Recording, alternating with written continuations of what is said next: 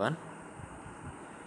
In this video, I'm going to continue with the topic that is the schoolboy, written by William Blake. As you all have seen in my previous video about the schoolboy, how William Blake has expressed his views about formal education, and the two images which we have found, that is the schoolboy and another one is bird. Both are same. That boy, he was completely free before joining the school, but when he joined school, after that he was restricted, subjected, right? So he felt that he lost his freedom and all, right?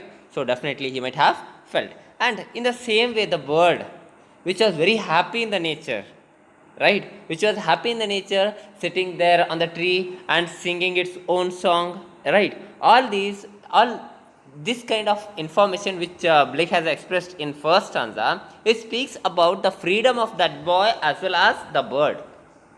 But in the next stanza, William Blake tried to show that how the schoolboy was restricted, and because of that restriction, how his mentality or attitude towards school, it changed, right? And how it took away his happiness or joy, he has expressed in his second stanza. In second stanza, as usual, that boy was like to get up early in the summer morning when before joining the school. But when he joined school, that is to get up early in the morning and go to school, everything, this concept of going to school took that boy's joy away. And moreover, under the cruel eyes of teachers, okay, under the authoritarian eyes of teachers, that boy, he felt annoyed or irritated. And these little kids, that is school boys, they started to spend the day in sighing and dismay. So that is sighing and in the sighing and dismay, they spend the day. Without interest, they started to spend their days in the school. Just because of these authoritarian eyes of teachers, or cruel eyes of teachers, they were made to attend the class or sit in the classroom or among the four walls of the classroom. Thus, the concept of going to school, it took that boy's joy completely away. That has been expressed here, and two images, that is the boy and another one is the bird. Both I have mentioned in my previous class. In the same way, see that the bird which William Blake has referred, it refers to or represents the freedom, the image of the freedom and the capacity for flight. Okay, they have capacity to fly over, right? For song makes them appropriate images of creative imagination. The song which they sing, that makes the image of creative imagination. Since poets sing and imagination is often linked with the notion of flight, that is about the capacity to fly, right? The schoolboy in school and the bird in the cage are therefore seen as equivalents not only at the natural level and the physical subjection.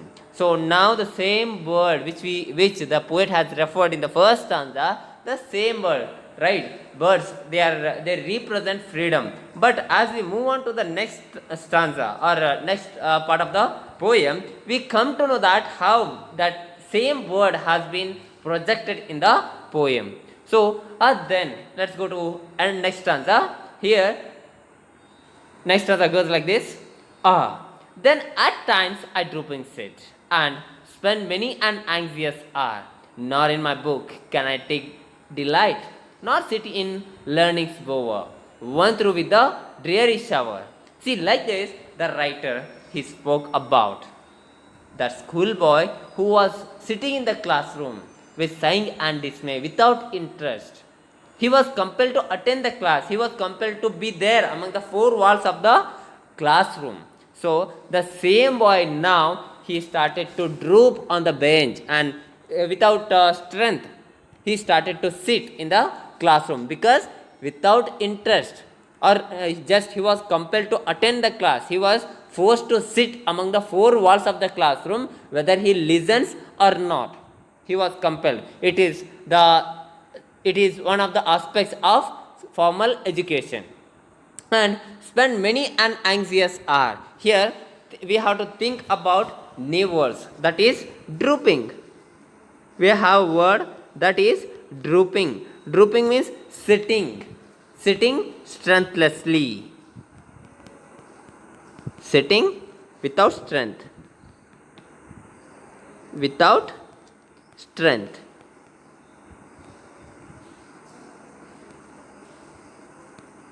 Without strength. And next comes that is about an anxious hour.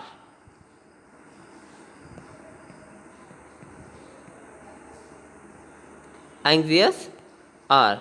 So here this anxious hour refers to restlessness of the schoolboy.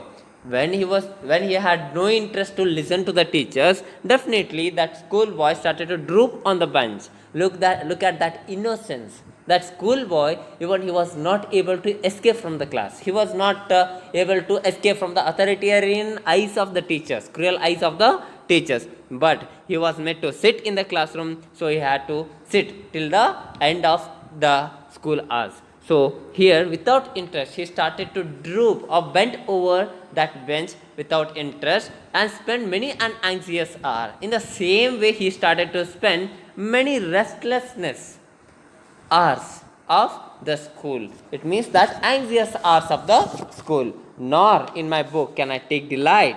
So he just said he was not allowed to do whatever he liked. He was not allowed to do whatever he liked, because even he was not free to read whatever he likes. So he said that nor in my book can I take delight. So even he was not getting that happiness even in his own books, because his freedom was taken away and just he had to listen to the teachers, nor sit in learning's bower. Here this, even he was not able to sit in the learning's bower, and that learning's bower refers to school. It is a metaphor for school. One through with the dreary shower. One through with the dreary shower. Here that dreary shower speaks about tiresome aspects of the school. So tiresome aspects of the school, the schoolboy which he felt in the classroom, so that has been projected or portrayed here in the poem. So as we have seen in this stanza, the writer speaks about the ability or the student's mentality or student's attitude in the classroom. If the same boy, if he has freedom, definitely he would have sit in the classroom with interest, and he would have enjoyed the teaching or words of the teachers, and he could get that delight through his books, right? So if he was not compelled, if he was not restricted, if he was not subjected like that, the schoolboy was not free in the classroom. So next, move on to the next stanza. How can the bird that is born for joy sit in a cage and sing? Right? How can a child, when fierce annoy, but droop his tender wing and forget his youthful spring? How can the bird that is born for joy sit in a cage and sing? See here, in fourth stanza of this poem, writer speaks about the same boy, that is the schoolboy. The schoolboy, how can the bird that is born for joy sit in a cage and sing? Right? The same boy who was free in the environment, who was free in the nature, he was compelled to sit in the classroom. So here the writer questions that how can the bird that is born for joy? Definitely the birds are free, or the birds represent freedom here in the poem. So how can that bird sit in a cage and sing? Right? In the same way, here that boy, he was not able to sit in the classroom, and how could he enjoy? How could he be happy? right? So like that, the school had become a cage for that schoolboy. How that bird which was there in the cage cannot experience that happiness, and how it was not able to sing, right? So like that, even the schoolboy was also unable to sing and enjoy or experience that happiness. So the question is, how can the bird that is born for joy sit in a cage and sing? So here the writer William Blake, he tries to compare the school to cage, whereas the schoolboy to a bird. And both the bird, when it was in the nature, it had freedom, it was singing there and it was enjoying. At the same time here, before joining the schoolboy was very happy in the nature, and he was listening to the songs of birds, and he was listening to horn of huntsman, right? And he had a company of skylark, but here no company, nothing, but he had to sit under the cruel eyes of teachers, and just he had to listen to the teachers. So it had taken the bird which stand for power of imagination, right? So it was taken away from that boy. So it hinders or disturbs the capacity of imagination or power of imagination of that schoolboy. So next line, how can a child when fears annoy but droop his tender wing and forget his youthful spring? So here in this stanza, writer his questions, how can a child when fears annoy, right? The same fear that is sitting under the cruel eyes of teachers and rules and restrictions of the school, because of that he was scared, right? It was irritating him. So he questions, how can a child when fears annoy but droop his tender wing and forget his youthful spring? Definitely, when there is restriction, when there is no freedom, and when there is quite difficult times, or when there is time to sit under the cruel eyes of the teachers, as that schoolboy has seen, right? So definitely the same fear, it might have irritated or annoyed that boy, but droop his tender wing. So he had no other option. He had to attend and listen to the teachers, and even though he was not interested, he had to sit among the four walls of the classroom and listen, and he had to forget his youthful spring. So here he says, the writer says that forget his youthful spring. So the season spring, it refers to the childhood of the boy, childhood of the boy. So at the childhood, if the child is restricted in during its childhood, definitely it hampers or disturbs or hinders its growth, there is no doubt. So he say the fear of school, it made him to drop his tender wings. How the bird, if we cage that bird, okay, how a free bird, if we cage that, definitely it will lose that happiness, it will lose the strength, and day by day it go on getting disturbed, right? In the same way here, the schoolboy, he was getting disturbed, and he started to spend the day without interest and forget his useful spring. Useful spring is stand for his childhood. So definitely he won't be having any experience which he could remember for his future.